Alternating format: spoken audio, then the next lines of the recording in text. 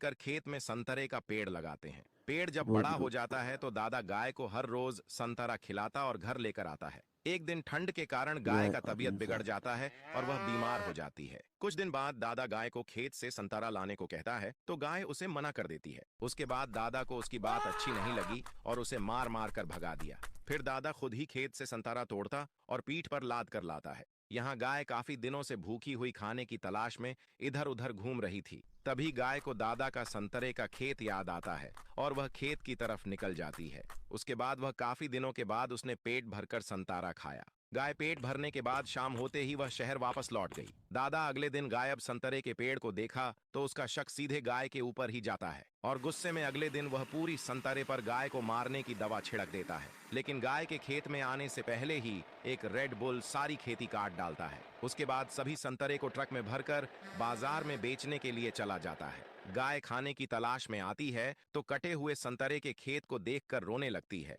और फिलहाल अपना पेट भरने के लिए वह खेत में बचे हुए संतरे को पेट भरकर खा लेती है। गाय रोड पर सो रही थी, तभी संतरे में जहर होने के कारण दवा रिएक्शन कर जाती है और सुबह होते होते धीरे धीरे उसका पूरा शरीर संतरे का बन जाता है। गाय जब शहर में जाती है तो वहां के लोग गाय को देखकर डर जाते हैं और दुर्भाग्य से दादा भी उसे देख लेते हैं और फोन करके पुलिस को बुलाता है। उसके बाद पुलिस वाले गाय को हथकड़ी पहनाकर जेल ले जाते हैं। गांव वालों को यह खबर मिलते ही सभी ने गाय की जमानत के लिए पैसा इकट्ठा कर लिया और पुलिस स्टेशन जाकर गाय को छुड़ाने के लिए जमानत का पैसा जमा कर दिया। उसके बाद गांव वालों ने बड़ा दिल दिखाते हुए उसकी जान बचाकर अपने घर ले आते हैं। लेकिन एक दिन गाय ने गांव वालों के लिए ढेर सारा संतरा दिया जिससे गांव वाले खुश हो गए। कुछ दिन बाद गांव वाले बहुत अमीर हो गए और सभी ने अपना घर बना लिया। दादा को चमत्कार गाय की बात सुनकर वह उसे लेने के लिए गांव में चला जाता है और वह गांव वालों को गुस्से में डरा धमकाकर गाय को अपने साथ शहर में ले आता है।